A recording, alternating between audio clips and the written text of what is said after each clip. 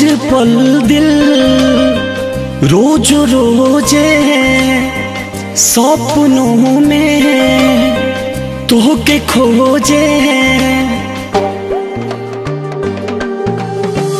हर पल दिल रोज रोजे सपनों में तोहके खोजे। दूर हो के रहा तर खुश हो हम भी जरूरा तनी सुसुकी जान तुहरा कहे न कुछ होता महसूस हो। हम भी जरूरा तनी सुसुकी जान तुहरा कहे न कुछ होता महसूस हो।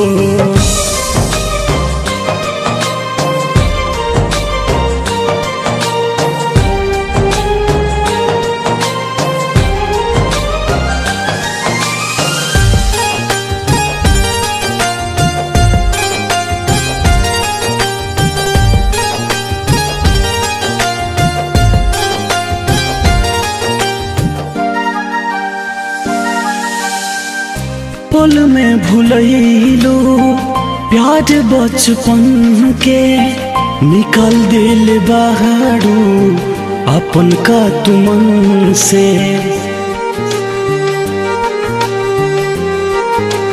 हो पल में भूलैलो प्यार बचपन के निकल दिल बाहरो अपन का तुमन से। बेमतलब के गईलू रूस हो हम भी जरूरा तनी सुसुकी जान तुहरा कहे न कुछ होता महसूस हो। हम भी जरूरा तनी सुसुकी जान तुहरा कहे न कुछ होता महसूस हो।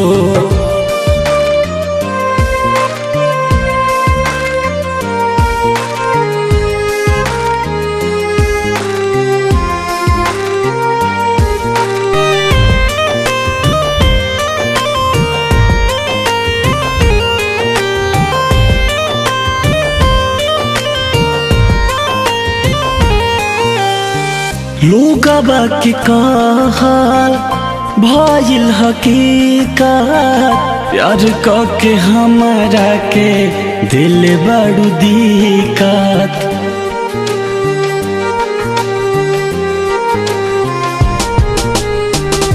लोगबा के कहल भइल हकीकत प्यार के हमारा के दिल बड़ू दिक्कत।